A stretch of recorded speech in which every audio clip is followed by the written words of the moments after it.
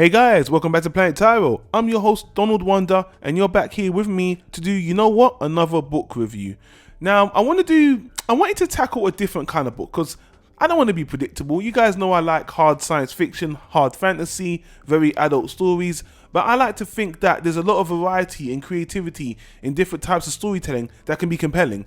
And you know what, this book is a testament to that because we're going into a different genre. You know, I actually thought this was a children's book.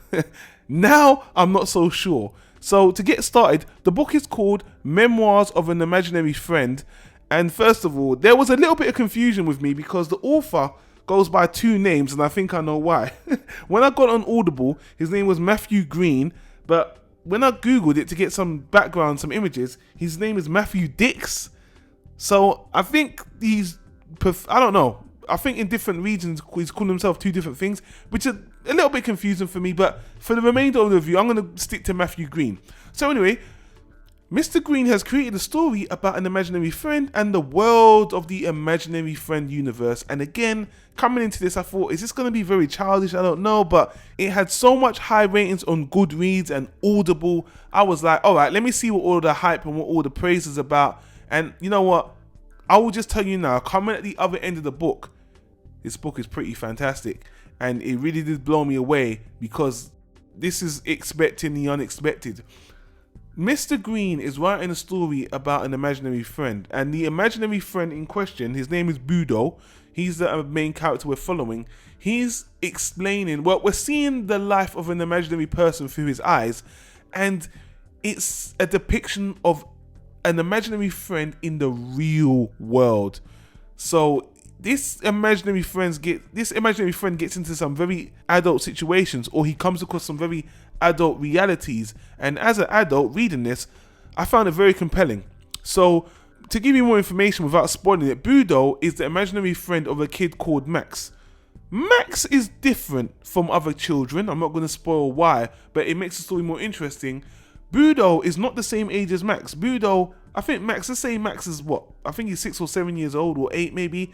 Budo is a teenager, and as such, he's actually more intelligent than Max, but he's not an adult. So his perspective on life as we hear it is interesting. He can pass through doors, and he's limited in what he can do, but he's got some powers to the imaginary friend. But I think reading the book, it was interesting to hear the rules that the author set for this imaginary friend, and for us to hear what the imaginary friend thinks on life. Because again, this is not a children's story at all. I mean, this imaginary friend witnesses some really dark things in life. And what I mean by that is, he doesn't just stick with this boy. This imaginary friend, when the boy goes to sleep, he would go on walks, he would go to the local hospital. And obviously, if you go out at night, you're going to encounter some realities. And it's interesting. It was very interesting to hear his perspective on these situations, and to just see this imaginary friend exist outside in the real world made this a very interesting read. And I have to say, the writing was really great. And if I had to compare this to something, I would compare it to how much you would enjoy Toy Story for seeing behind the scenes of, you know, what it's like for, obviously it's fictional, but we get to see behind the scenes from the perspective of a concept you never think before. And again, this imaginary friend sees things, meets people. He meets other imaginary friends in different situations that have different partners, that have different children they associate themselves with. So it's very flavored. And again, I don't want to get into spoilers, but most of this book deals with a very dark situation. So through the halfway through the book, it just takes a twist for the dark side, but it really made the book compelling. It really made the book heartfelt. And you know what? I want to criticize something else. I want to take a little aside.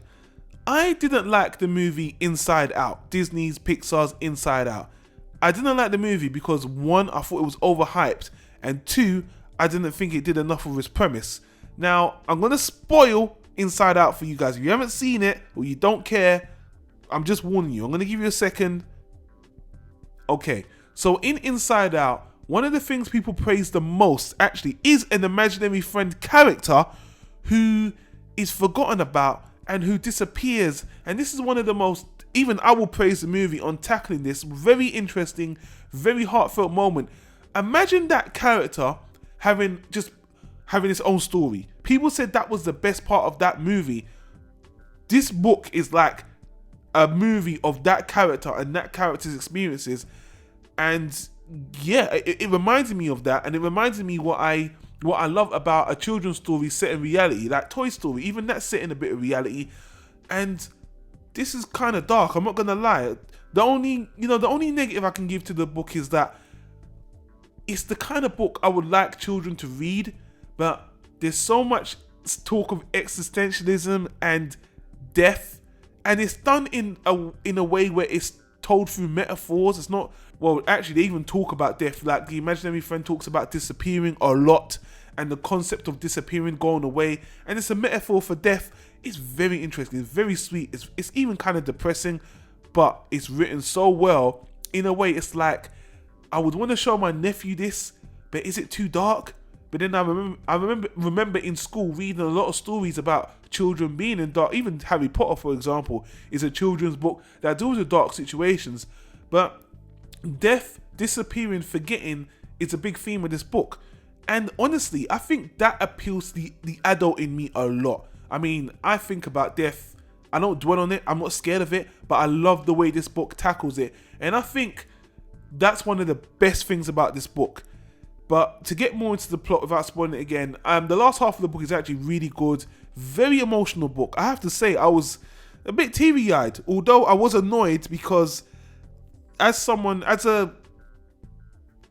who likes attention to detail, I thought there was times of convenience in this story where things weren't working out. It was like, okay, in the real world, there would be people here, or you would check a road sign there, or some of the plot elements were convenient for the story to halt or progress at a certain point, but it was never, that was kind of me scrutinizing situations and me getting upset with how the plot was trudging along. And there was so much emotional points where people are in danger and you want to help and you're like, why isn't this happening, as the reader? But I like the way the writer wrote that on purpose. You know, a good storyteller will take you through the hills, the ups and downs, will put you through those moments. But you know what? The book has a fantastic ending. It has a very emotional ending that is therapeutic. You know what? Therapeutic is the wrong word. That is very just thought-provoking, and it resonated with me as just someone who thinks about people, life, love, friendship. You know what? This is a fantastic book. It seems like a children's book, but it's much more than that. It's much deeper. It's much darker. It's kind of cerebral on a little bit. I don't want to overpraise, overhype it, but I really like the book, and as a result, I have to give it a low first class. For what it's trying to do, is fantastic. And like I said, it's like that one part of, well, the best part of Inside Out, that one character, if they made a book on that character's perspective, this was done right. This would make a very dark movie, I'm not gonna lie. And I don't know, I still wonder, is this something a child could read? My nephew's 9 years old. I think he's too young for this, and I think even some of it will go over his head. But for a teenager or a young adult, I think this is good. And if you're a parent and you want them to read a book that you can take your child through and explain certain things to them, that's good, and it's a good book for that. But I think you have to be warned. There's a lot of touchy subjects here. There's bad language, violence. So I love the book. It was different than what I was expecting, a different perspective, a different type of genre, but I loved it. That's why I gave it a low first class, and I highly recommend it off Audible. And by the way, the narrator, I think his name is Matthew Brown, fan-fucking-tastic. I try not to swear in this review, but that narrator, voice actor, was fantastic. Get it on Audible if you can. But to be honest with you, this is one of those books I can tell, even if you're reading it yourself in a hard paperback or an ebook, it's really well done. I think this is a really great book, and I'm going to actually recommend it to a few of my peoples, like I'm recommending it to you guys now. So guys, let us know what you thought of the book. Did you hate it? Did you like it? Do you agree with us? Do you disagree with us? Do you think it's too serious for adults? Are we for kids? Or let us know what you think in the comments down below, and you know, would really appreciate that. So anyway guys, that's it. Thanks for watching. Hit that like button if you like the content. Hit that subscribe button if you want more content to our YouTube feed, and don't forget to hit the annotation on the right to all the other stuff we do for animation, books, TV shows, and what have you. Thanks for watching, and I'll see you in the next video. Take care. Peace out.